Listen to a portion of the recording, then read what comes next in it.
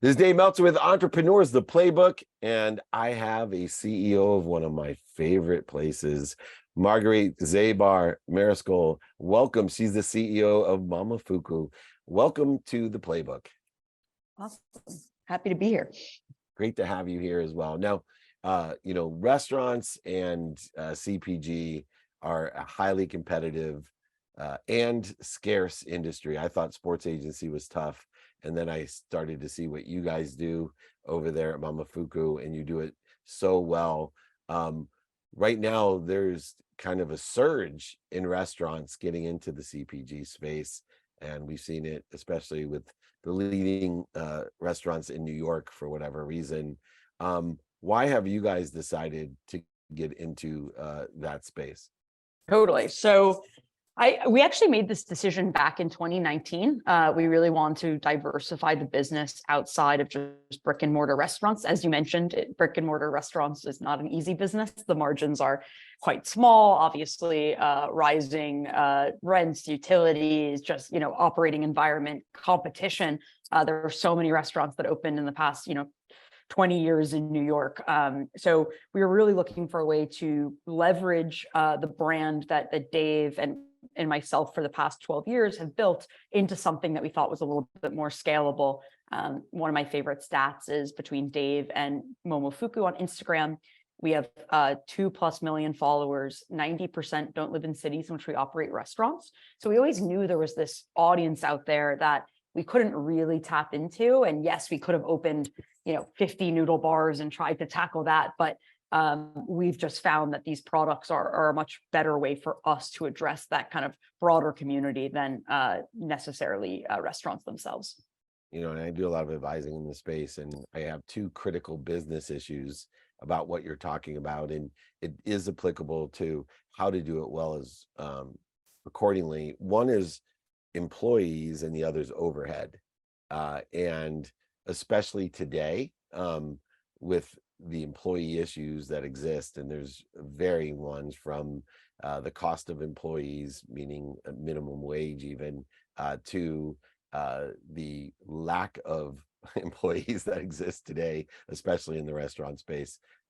And for you, how, considering employees and overhead, can you do this well, balance between the restaurant as building a brand and a community as a bug light, and then executing on a much better business model of CPG? Yeah, I think it's interesting. I think restaurants historically have kind of the most people per square foot of any business, just, between back of house, front of house, managers. And then, if you're a group like ours, also then the corporate overhead, as you mentioned, that sits aside that. So it's a really, really people heavy business. And it's always been, very tough to kind of balance all those pieces, food cost, et cetera, to get to any sort of healthy margin. And I think as a restaurant group, we are really committed to kind of evolving and continuing to grow with the changing conditions of, employees, and whether that's really looking at our benefits, paying line cooks around $25 an hour, all these things that you have to do in a way to kind of get the best talent and stay competitive. That being said, it's not the most scalable venture. And so while restaurant development, I think, is still very much part of our, core and something that we'll continue to do, we wanted to find another business model that you could kind of leverage apart from that has a very different makeup, where you can have a much smaller team producing, a very large quantity. And, something I think about a ton is, you could have the best recipe in the world, but, that night it's all about who's cooking, right? And it can be too salty, undersalted, the ingredients could be a little off. Whereas with our home cooking products, it's pretty incredible to be able to create a recipe and create something that we're really proud of, and then have that show up, across the country consistently the way that our chefs intended it to be. And so just that ability to really package in a lot of ways, like the taste and flavors exactly as we want the customer, or guest to experience. It's a really unique, weird thing for us as a restaurant group, and something we just have, very little experience with up until the past 3 years. And there seems to be a great reconciliation when we're looking at the distinctive brands between a restaurant as a brand and then their products as a brand. And we've seen it with other restaurants as well, especially in New York City. It seems to me that you're taking this reconciliation and more holistic approach to understanding community and how each can drive. If you have an international product line and then someone comes from London to visit, it seems that they'd be more apt to come to your restaurant. And then also building a community around the restaurant then facilitates more people trying the product that isn't custom cooked, but gives them their own alternatives of how to utilize the Momofuku brand and products. Yeah, that's exactly right. We're trying really hard to do things, I think, a little differently, where I think historically CPG for restaurants, one has been predominantly, QSRs, like quick service restaurants, big box chains, and they've basically passed that responsibility of the consumer packaged goods to a large company like a ConAgra that then produces the product and basically pays a license back to the restaurant group. We're trying really hard to create products, not only that we're extremely proud of, but actually serve within our restaurants. So to your point, that like cyclical dynamic, we're serving Chili Crunch, which is our version of a chili crisp, in our restaurants in Las Vegas, our noodle bars in New York. We use our savory salt on a smoked prime rib you can get at Major Domo in LA. And so I really think we're trying to bridge this gap where, to your point, it might not be custom cooked, but you're actually getting, the ingredients and the flavors that we're working with in the restaurants, which I think creates that way better ecosystem that you pointed to than the traditional model of kind of farming out your CPG operation. And to that end, content becomes king. Yeah. And there's so much opportunity, though, to create content, especially at the restaurants that you're in the cities that you're in, which are conducive to extraordinary content. But that's a whole different ballgame than someone that's been in the restaurant space, hospitality space, even CPG space. And it was very unique to me and, one of your good partners as well, when here we were kind of middle-aged mutant turtles and we were building our own personal brands. So how did you address, your own experiences with, okay, not only am I now doing a restaurant, not only now do we have these products, but now we actually have to be a media company on top of it. Well, it's actually really interesting because I think we actually have a huge leg up on the media content piece compared to our competition. You look at most, let's call them like hero brands in retail. They all, for the most part, have terrible social presence, terrible content because they've been in retail, and that's, has never been really a part of their identity. And then obviously you have these D2C brands that are coming up that are simultaneously trying to sell you a product and tell you who they are, what they stand for, why you should, be a customer of that brand, not just that product. We, having existed for 20 years, and Dave really, I think playing into media for those 20 years entirely, right? There was a show on PBS in 2011, I believe, Lucky Peach the Magazine, Netflix. I think Dave and Momofuku as a whole has established ourselves as an authority, as a voice in food. And then it's actually so much easier than whether you're serving someone an ad, whether you're scrolling, the retail aisle. We've already kind of done part one, and now we're doing part two. And we really have a unique ability to not just sell these products, but educate consumers around their use, right? I think a huge part of customer acquisition and loyalty is not just, hey, this is a better soy sauce, or hey, these are better for you noodles, but how can you incorporate this into your daily routine? And instead of reaching maybe for like a Annie's mac and cheese, try these, air dried noodles as a snack instead. And so we have both kind of the content engine and Dave as an ambassador on that.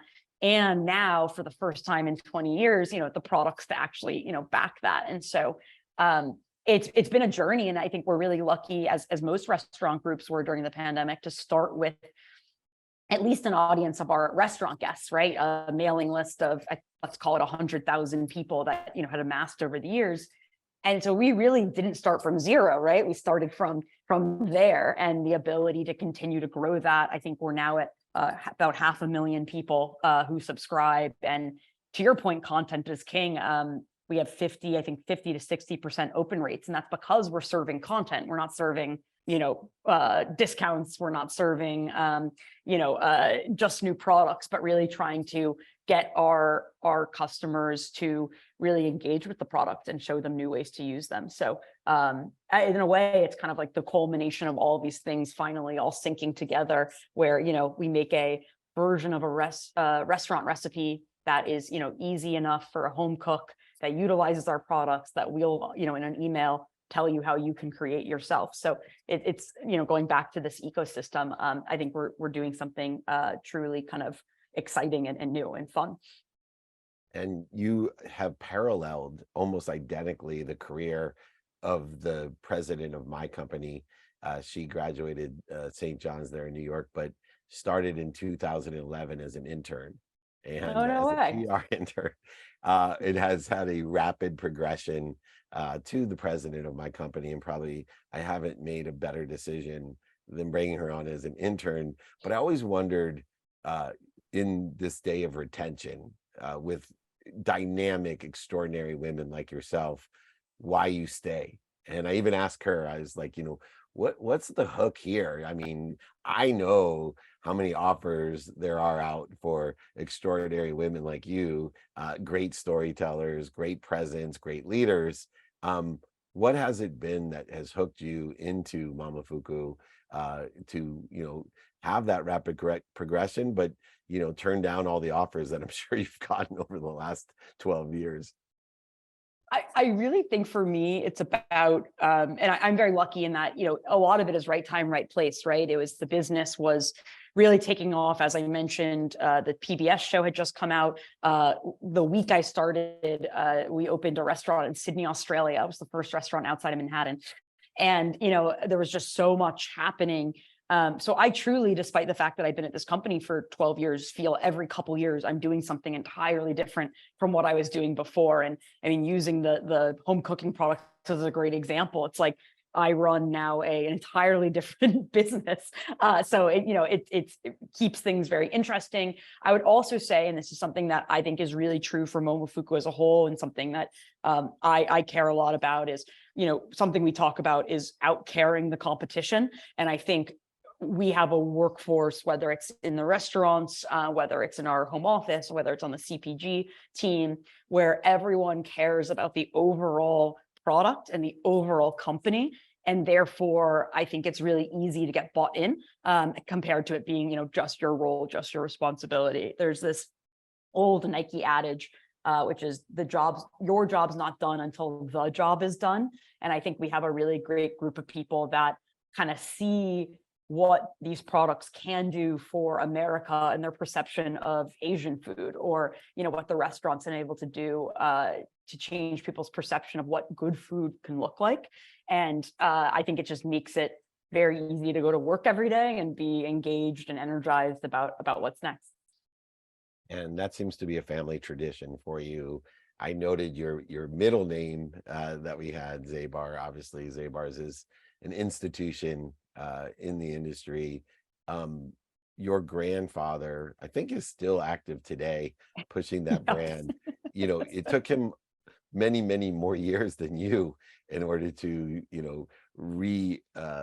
rebrand and, grow into the direct-to-consumer business that he killed it in during, especially the pandemic.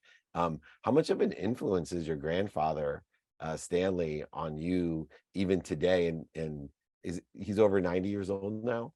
Yep. Yep. That's awesome. Turning 91 in August, and his brother, I believe, is 94. And they both still work at the store. And, and I would say my grandfather, is extremely influential. You're totally right. During the pandemic, they killed it with direct to consumer, but he set up during, I believe it was the 80s, mail order, which has been a huge business for them. They were super early on having a website. Like, really, I think taking this brand and continuing to push it into newer spaces, as technology and consumer habits have evolved. And so I think another reason that I've been at Momofuku for as long as I have is I also think the definition of what Momofuku is has changed over the past 12 years, right? And whether that's what we offer to customers, whether that's what we stand for, I think I've been very lucky, in conjunction with Dave, to have a lot of carte blanche to continue to redefine, what we want to be, who we want to be, what we want to sell. And so coming from my family's background, and my grandpa is the biggest I should take a page out of his book. He always wears a Zabar's hat, and he always has a Zabar's tote, and he always is carrying Zabar's catalogs. And maybe I could take a page and be a little bit more forward in my Momofuku marketing. But it's been incredible to see the business evolve over all of these years. And at the family dinner table, I was just with everyone last night celebrating my grandparents' 71st wedding anniversary. You inherently end up talking about what's the newest thing at Zabar's, what's the current issues. You'll look at a P&L. So it's very much, I think, ingrained in my bones. It's amazing, and there's nothing better. I hope I can pass on the same thing to my own children and grandchildren, that someday they will host my last name as well. But I love the fact that 40 some years ago they were already in front of the curve, and I have a feeling that the apple does not fall far from the tree. And Momofuku and David and others have made a great choice, and what leadership they've chosen. Amazing. I think I've actually interviewed your grandfather as well. No way. I've had over 1,500 of these. So you just struck a chord with me. But you're an incredible entrepreneur. Make me one promise that you'll please come back. I have other shows, TV shows. The world needs more great, iconic leaders like you. I have 3 daughters, 24, 21, and 19. And I need them to watch this and to look up to you. I love the way that you think and what you do, say, believe, and feel towards your own potential. Just an extraordinary journey, and we've just seen the beginning of it. So Marguerite Zabar, Mariscal, thank you so much, CEO of Momofuku. Need we say more here on The Playbook?